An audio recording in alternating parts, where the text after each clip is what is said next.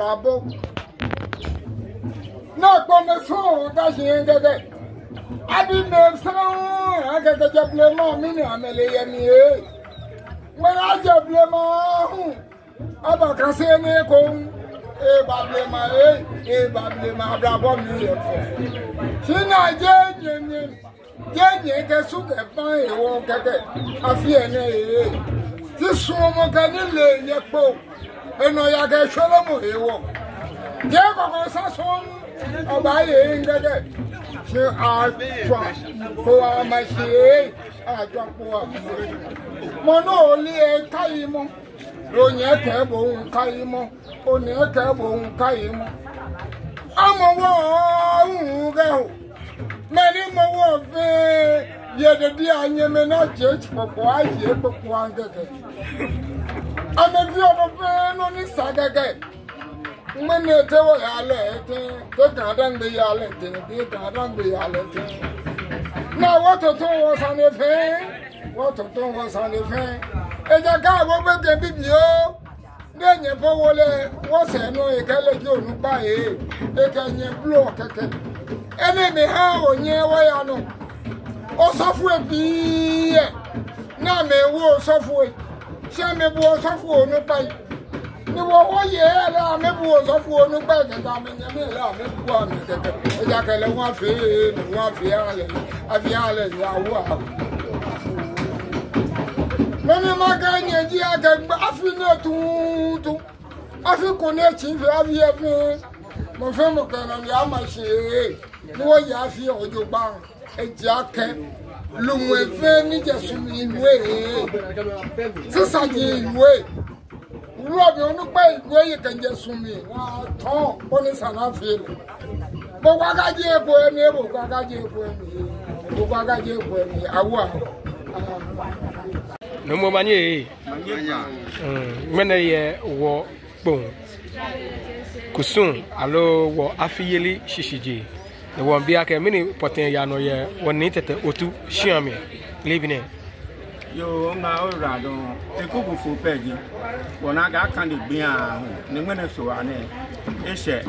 Sanaka Japan. No, Ovana get one war ye, the woman, the shitty free, that's a fraternity. Fair back with any female here, nay, Akabaja, Billy. Only a woman to you know, bear Afia, Ibabano, Afia Babano.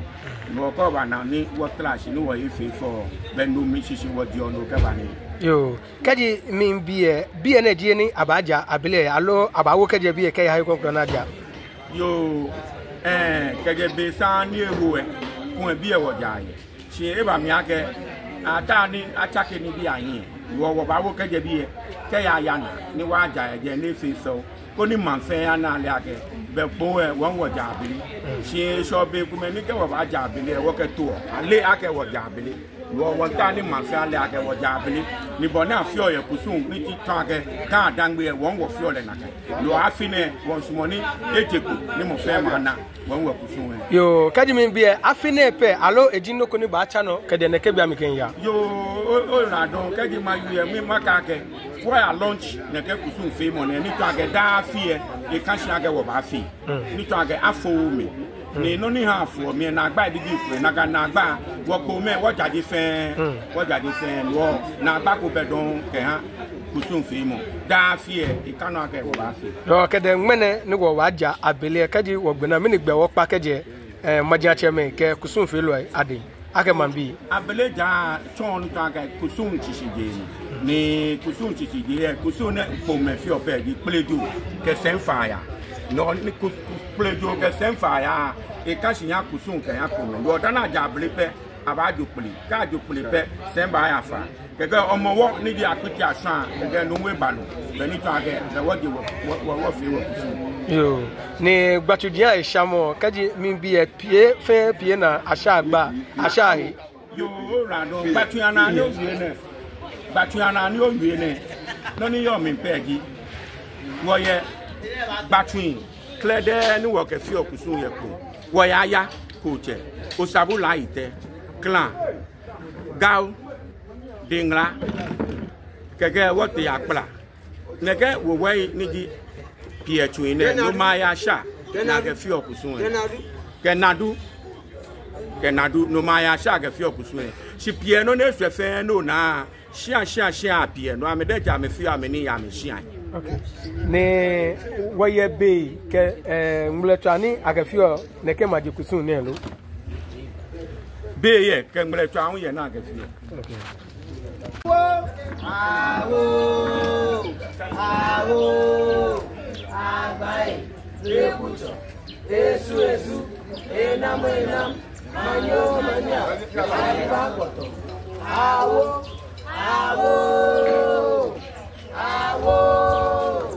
abai, lekucho, esu, enam, manyo, manya, alibakoto. Awo,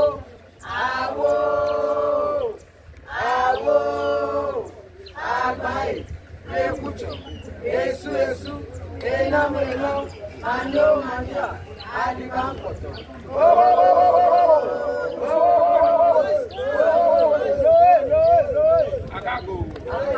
Ago. Amen. Twa manyama. Wo fe wo pe for me. Wo kwable for me get church of feeling. Ka by the jomo. Church wo ni fe mo na. Bele church fe. Boji okunyanke. Ni oketeje. Ni okpeleje. No ko be ni ye ni je bu fe. Won chebo. To ba jo wo na bo amone. Oi wale pleno ke kudo ko yo ke sokele. Akudo wole lene. Ka se siano situation. Akago. Ago. Que de langa ka se sula que de wo ka se gonsi. Baka bi bio ji ye. Mi le yen yabo. Ni ma yen fe ma che. Ti fi o ni ma chele. Be le yen fe ni. Aya ko che. O sabo. Klae na do. Nyankomli. Ne fe ni ba ko yen no. Ashikwa ajaku. Afu kan flan. Ablo ma. Adade. O ku jan. Ne fe ni ba ko yen no ai. Bongau. Asabli. Akodingra. Akla gugu fu en. Ni cha ko ni shego yi. Naye.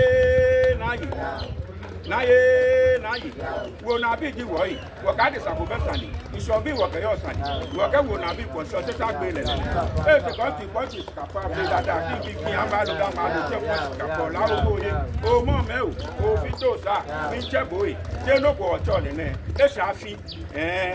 fi ye. Ni o kusun. Sisi wo die. Mi ta ge wo ba ju kuli. Be wo kule jo sisi pe yi abaja abele. No abele ja yi si wo ba dun mo. No won big be. Wọ́n bí gbẹ̀gẹ̀jẹ̀nyẹ̀dẹ́ wọ́n bí jọ́mọ́ wọ́n bí nọ̀yà wọ́n bí sólẹ́mọ́ wọ́n bí èkó mẹ́fẹ́ mọ́ abẹ́lé ẹlẹ́lẹ̀ ńmáni ní agbélé sẹ́lẹ̀ ọ̀ ní ọbẹ̀ kẹ́jẹ́ àjà abẹ́lé fẹ́ bẹ̀sán nínú ní wọ́n bá fi ẹ̀ sólé ní ọ̀nà fẹ́ ní níjì náà kúrú yọ̀ mi tọ́mọ ní yọ̀ mi efọ́n ní yọ̀ mi ẹ̀ awọ́kẹ́yàsẹ̀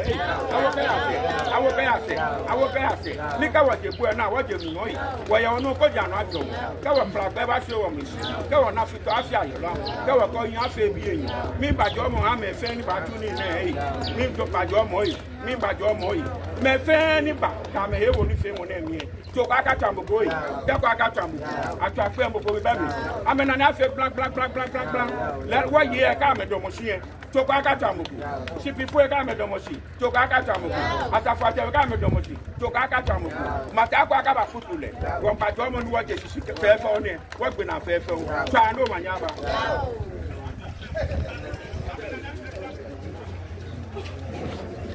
Tawoni olele abele nuchumu no ni ajinshin ni majian cheme ke shipifue asafu cheme wo yi woni tete otu the second je confirm manche kumi aje moni ta esemi ne ejo fe ba wo teleko no ke ya wo senpo heni abafe kusun ke ni bi efe aya na ke wa je no fe no fe no isi eje yo ngmenele woba Tawoni olele kusuwe na no atuwo kusuwe na no atuwo na ichento abafa ichento wo ye na wo pon wo ye le don go there alejo hunaka ayegbe hunaka isa amole don go there therefore yela no ni woni yo bi e Alise, imedian na kebe. Ma we ko tampere na kebe nuwe ba sani. Yo, be ina so ni nuwe ba sani awo. Yo.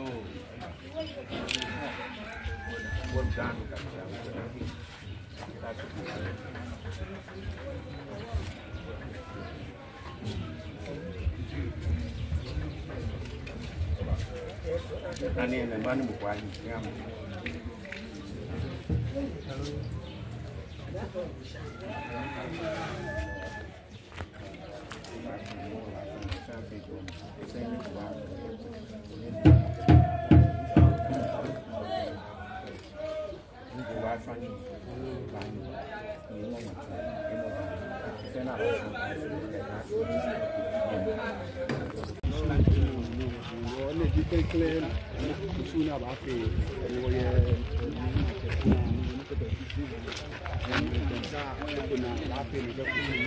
EFL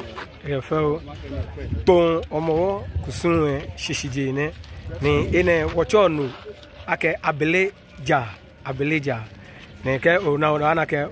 ochiame ji money chuo ne ke chuo ne krede agbene ho money here dan ne leji manche ochiame agbene money here abele ho labia ne ye apiawe wo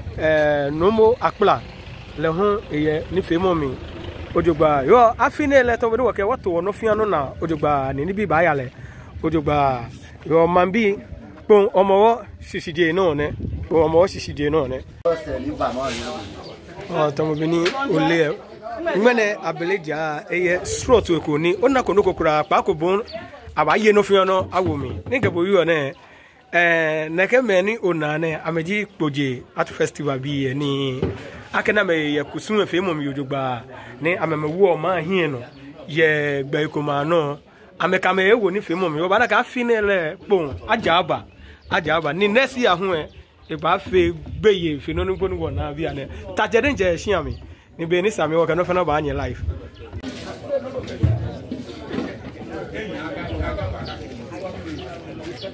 like afine pon ke loko different ni eji loko ni South Africa wo fe ko down to we nke but this year wo fe wo mo mi oblahin bi fe mo mi wo wa yi fe emo mi ko manche emo mi nombo aya ko che emo mi nega wo ne nombo no te akudinga lene wo wa hin bi am yo kaji o ko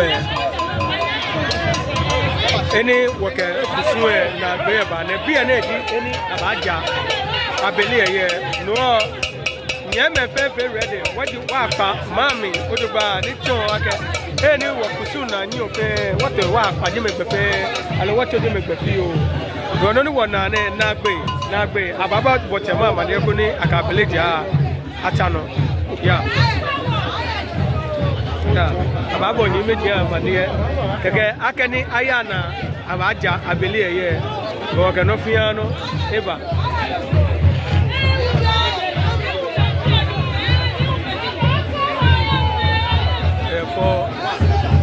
for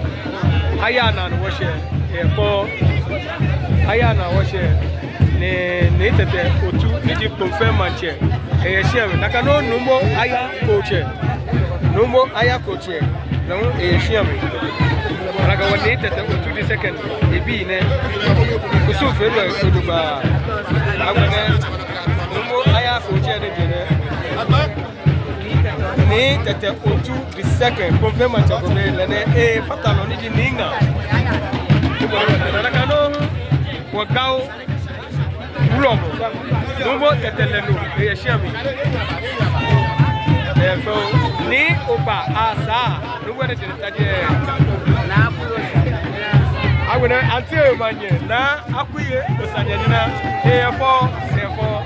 wo majaje be fine wo ye fine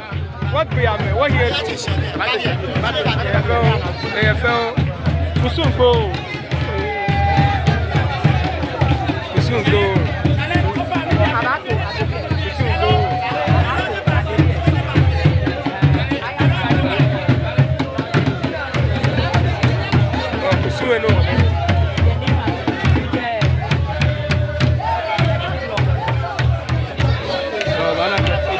Kusun poteni avio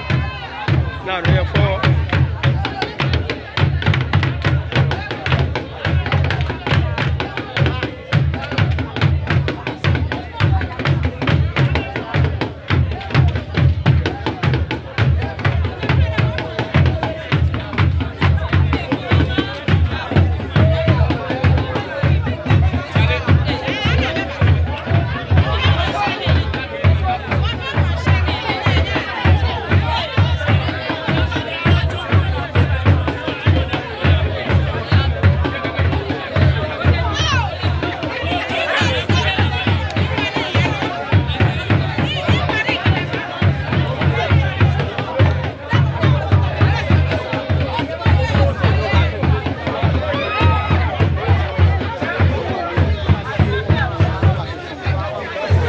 Sewene onale waba sheshi waka wanofiano mfe alo waka wanofiano mbana gbeni cheme didi ko maja cheme etashi dogbane amemene ameja abele na kanu abele le trelu elo hu efelu de no kwale ko ya no jogba ya no nkaji o kwesi tra alo shitamu hu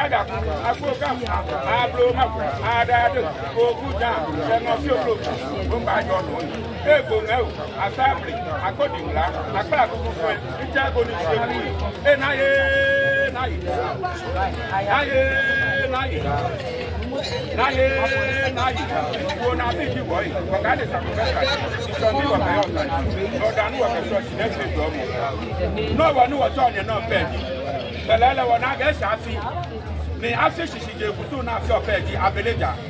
lo mene waja abele bi efe bi ba na ebele kutu na ga ba fi so ni yo se feji abasha patmai je lo se ga ga to pele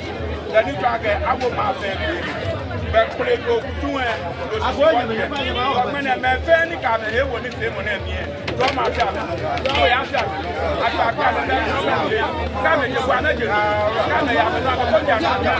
ala bra ko ba fi ame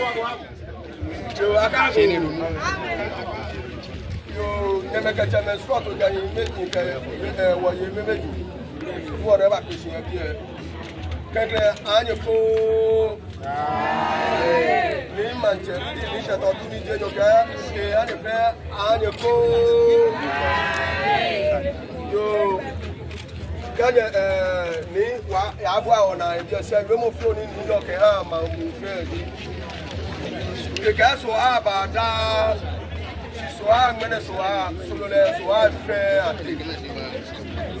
solo soa mene soa fait até nika eche nika gbulu soa ne dani obana ye ko mamu fa ka ko baje eye afi pote no ni wo to le drato aswani e dani ibanye ya no ejo sisi kejo abeleja mi yo be mi ni ke be ne ko se ni ma che bua akwasi ko na ni ka lutumo bua me aka me bomo de na me to gbaja no ke abele ne ja la la abele ne be bi e aja ni ma mi mo nu ya ka ja koko se akwasi ni efu ame na to ame ya ka wu ni e ko fi osani e bala yin Goni mambi ali asiye goni di so ko te afite le adabo fito fitai ni ewole okese emo wala na ni aboni ma tama ni he wo ga ke o kaji na kaji woni ne susu e le we ke ko tie ma ke e woyo ni di wo no aya ame ka me ko tie ba manu ake mene ma di mene abele jara ja sane facebook e wo be tun afiawe ka uromo nidi ma otiame ke sanu bi ke te eje akeke wote eje nidi le ni te to tu nidi enyo esia wa ba na teji yoni angoleshi ke bi ke wote eta aya na ni wa mu ke ba hale sanu kwale ni wote wa na teji yo ke bi chiwana abele ke dani wa ke u be ka ji wa na teji be wa mu abele ke ba bola ma ni na ke le tu wote Lala ni wote wabane asumwa ene tutu abla ni nyana ma musika da dine no tutu tu wa ke wa huasin we mo ko ka fumi ake oba na teji nu ti teji nu wa nu cha super amu aba e wa ake le ni teto tu ni je nyu ke e wo wa wo yo ake esi afi ke sa afi aja abele e fe ya manjano ni man fe ana e wo ni manche ke isano bi abla ni tu wa ke wa hu ke ba no wa ke ba ne man be fair blue never question. Mene so anidi so afe so ate. Mene ni man ja abele ke ha man fe ade ko ni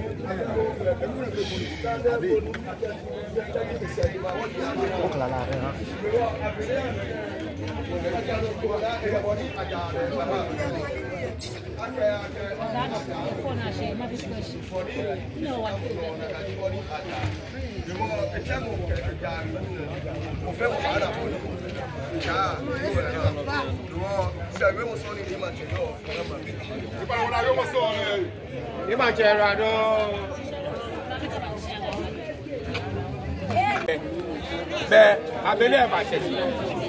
go wo ba gila ha pie fe ni akefi ogusun eye na do wo ba je sisi kaje ayana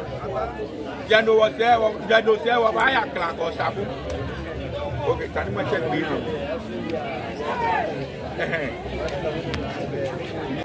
ba je sisi aya di kenkele keke kla ko sabu niji ogba keke lehun amega na abele no na ba tu amega tun keke dufo be ma mi fe to sani ajaga ba jo pere na ke janyo lo di gawo ni di gawo no na do mo ke du opere ni pele jo e mi ande se mo fe mo di age de wo jamoni si nyongo jamoni be mri ni blofo me ke nyongo jamo ba ko e ma fe lo afi ona ke janyo no fe no ni eyin aho e ko bi ye ga na oni ni so no oni ni so lo ameshia wo me wo ba to le na ga no gege so ate dingla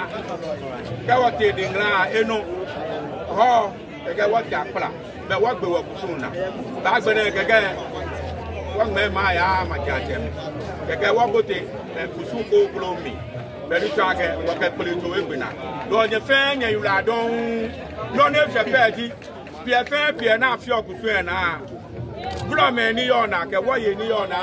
ake abele baba ha nya eje me no mi pa nya fa go ni nya seje na ke ba nya je ra don o jami wo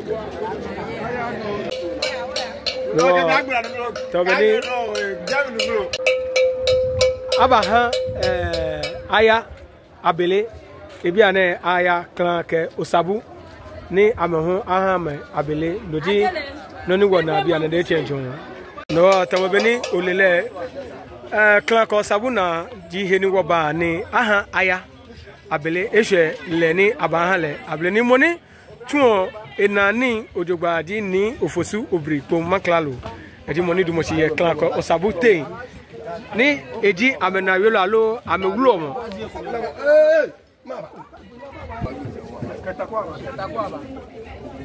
no kusun no ni ya no kusun gbo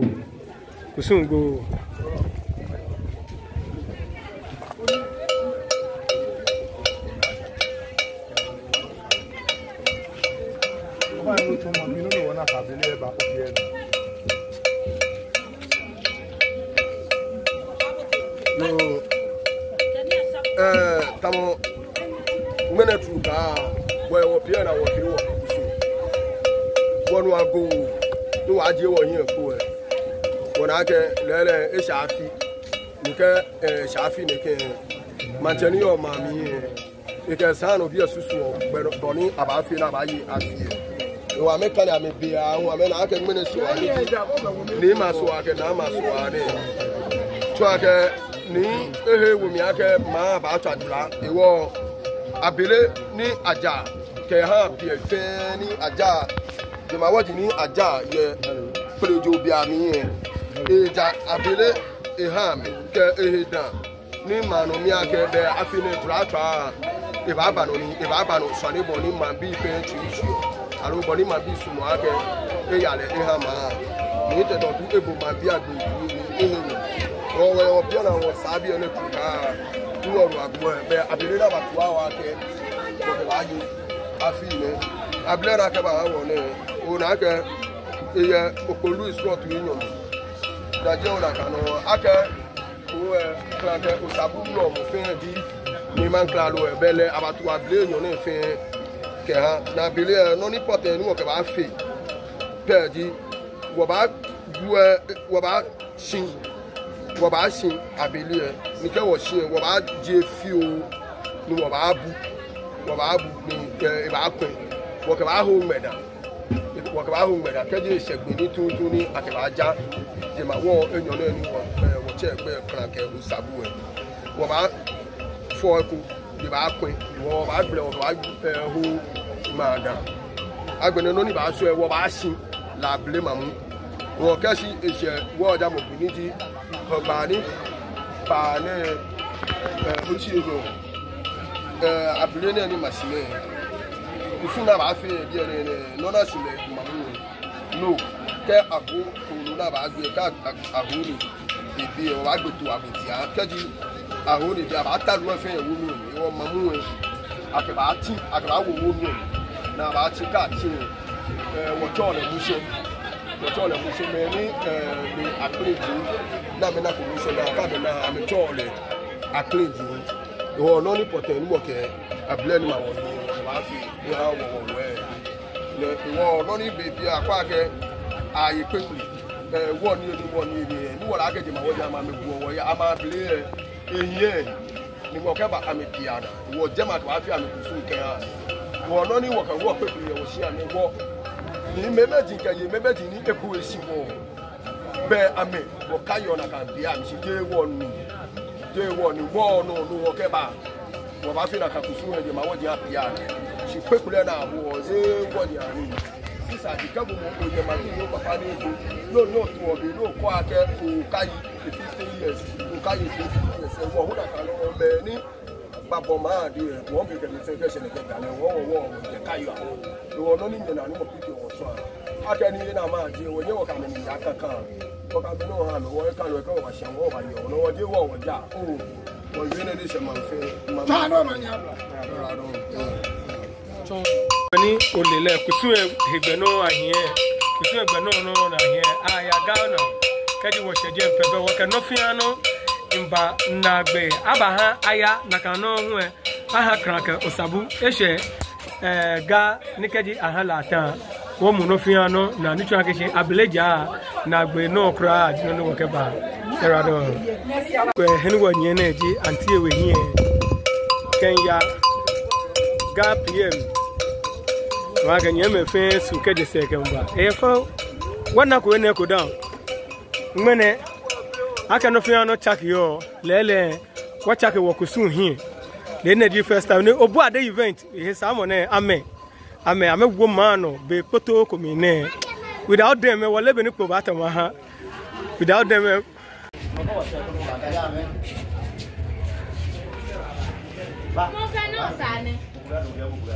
Agago.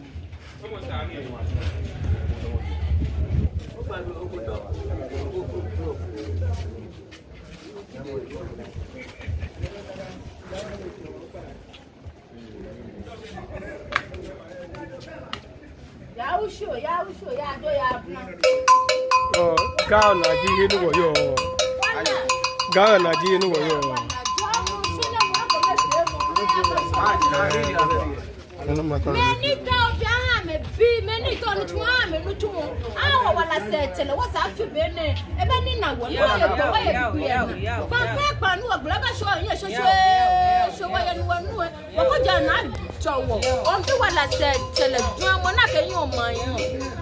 alata mi wo bete ni gomba dinglana ni le ho abahale abre edake dingla shimano ojogba ni to beri ko obu ade event neke hesamo ne ame obu ade event. I love them so much. Kaji ame wole ko kusunwe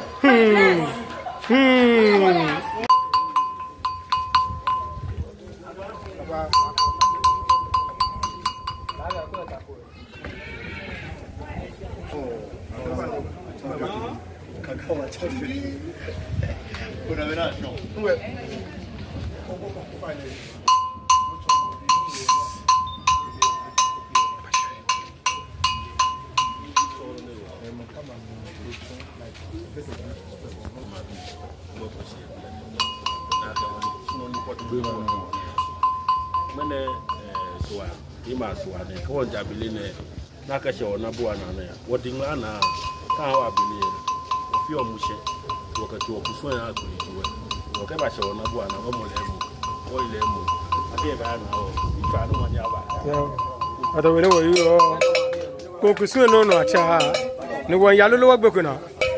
o to be ni olele wan chano no abele aja no wo yo ni bia na won ya akula na wala ke esu ko me kaji wo ke te pe be ja ko gbe na ke won ya se ni wa bo se amane yo ponkusun e chake abele ponkusun e chake mo fe mo bo de ne ke ha omi ejijo mo so kusun eje won jamoni mo fe mo ke ha omi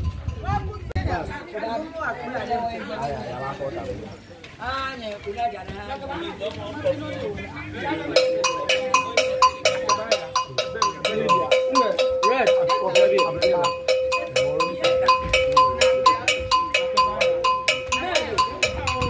Chana ba shifu abe ba yu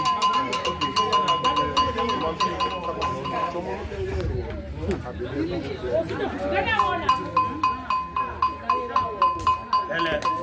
mambi irado agalele ese wo ma fi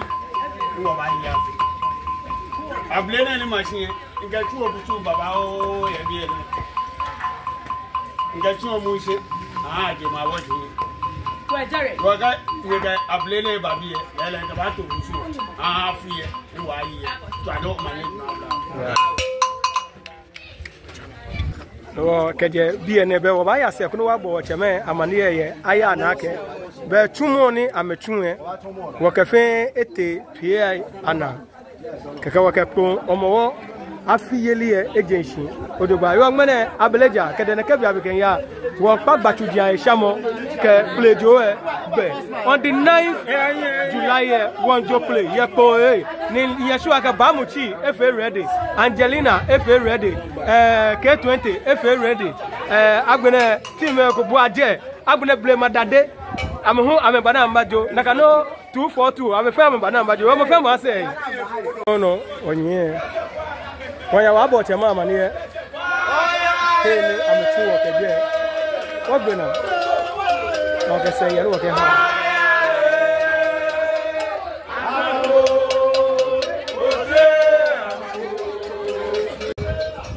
o ku so no wo cha no mo agbon ho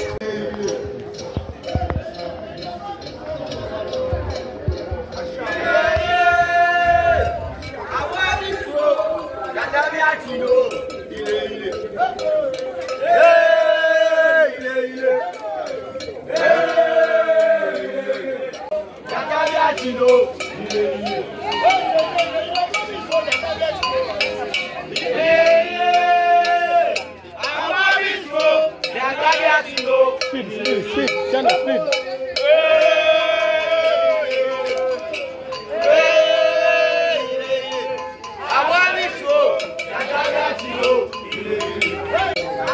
Gini olele na gbenu ji eni woba aya na ji eni woyo ni jeme aja abele fe wa wo keje woni tete otu ehia keba aya na kodi abaje ni jema woje fe ni ayuso ne ke abele ne ketu ame na ni anya ha me no dromo na waja klan ke osabu wa ha ga na kanu wa ha dingla wata wa ha akula no kusuwe no wacha kada na kada mi kan ya no gba ni wa pa aja ka ba bo gbatuji aisha mo ni kaji asha gbatuji ahe na agbe na no ni gba ni wa pa aji on the 9th Ponkulejo on the 9th July Ponkulejo ni agbere e ba ji ni bi baba ho kokoba jeku to me no le kusun go ni dan yu aka gadango kusuwe le tila mo na tila no kaji aya na sheheko e anyo abuata flat check han le na ka ko fita ahi no ni wana ngene ne fe no he ne eya dada shi paako jino ni waka wo kusun fe mo mi o wa pa man bi fe fa ikaji onanoko ni na kan no na je ona ngomo bo ha wo comment ko no waka ha cheme hu ele boni ba fe gege ameto he gbejano to odogba to be ni ko ni tete otu di second ke e fatalo ni nga mlecha ane waka me yo bi ne yo na mba ke wono jino ni waka ba shi senko no ke ya mene na de chome ake Ponkulejo wa ba ni afie e ba yan ye ba afia ko die nche mo film no e ma ze oba no makwe wa ko e ba kwe wa ko pa ne ba ko no military o ma bihu ni agbene gbe bi de fi ne wa ka enem no fe no na ka ji chewo alo cheme chewo ye kusun ko no ka agbene no hu e kwasa wo jepo odugba wo ye hu ne wo ye hu ne o na ka ngene ni fe mo e slot ko na be mi hye odugba yo na ka mi hye ne ame hie mi no no ka gbe wo afi efe na ame hie na ka mi hye ne mi no ka gbe wo afa na e te to clan e tashi ne no ba ko tui clan na e ba ko tui be no e ba ko tui le tashi clan e ba ko tui no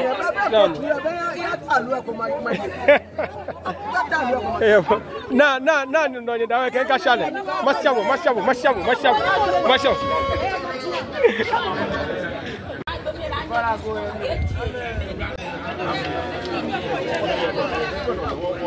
Ago!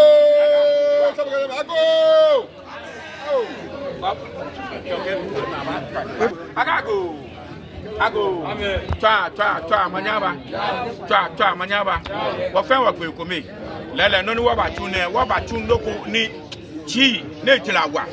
Ni wa ba ke to fi ake ejo no awo. Oni apele no ni wo dun ekwen ne wo yibi papa ni wo che ni wo pe ni wo fen wo kada ya wura pongo ni wo musu ato pongo beke ba je so ani ba ne wo ba sha ya he ke wo sha ya he pe wo ba sha klan ko sabue keke du fo wo ba jo pele ke wo jo pele wo ba sha ga he keke wa sha ding line wo sha fly keke be wo je wo kusun no tie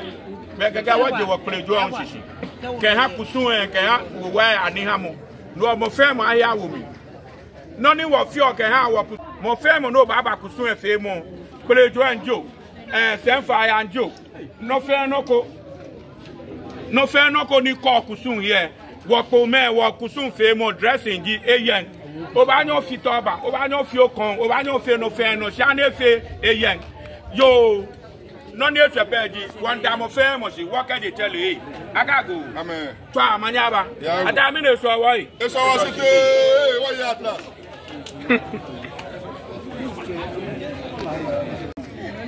afinete onawo kusunwe hiete anokwale juye gwa e ya ni e fi agbo won ajabele ni bona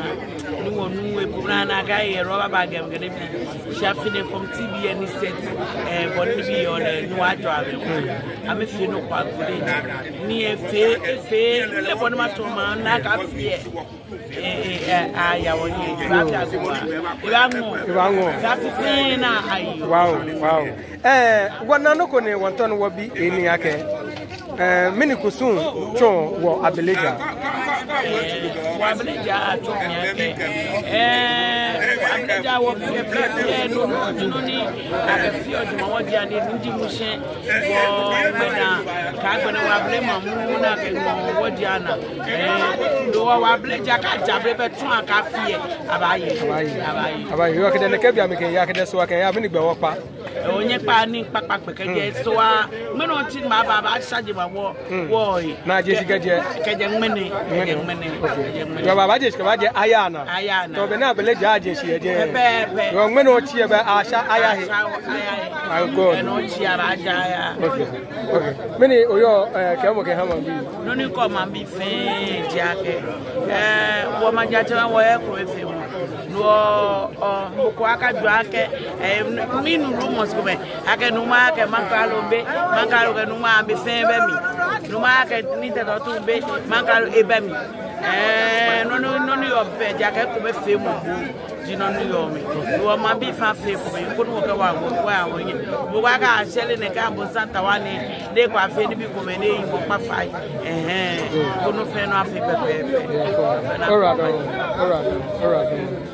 numo ni ofosu obri ngene mini no wayo Mena wa abeleja. Imi naka oya mi se wanyo o ha secret ni yo mi. Secret ni yo mi no pe di. Ba be de te ke wa ke oye ko we pi te ke na no lo ka me ke ni bi. E ko be la jo so ba ni ye. Agba wo e ko be ko ni mi se no me fe na mi se. O na je je sa fi ni te no mo fe mo ke ne. Mene e ba mi pe wo to ni mo fe mo ana. Je le fe ana ke. Como kukula bere ko mu ko blessa ni bonu ko fe wo ye ekobi wo so mo de ko fe mo ni o ma bi un fe afi ko mi na me ke bia yo numo ma bia ka na ke ni fe mo ne ho chi alo ho afi e ba ta no okay no ba ho afi ba bi ba ta no bebe e ya so Sanu kuplabe. Okay. Numo what do you want to go akapo way yeah fine am ankwale ko le se bo way fine be e kan di numaya mena na makalo ominini makalo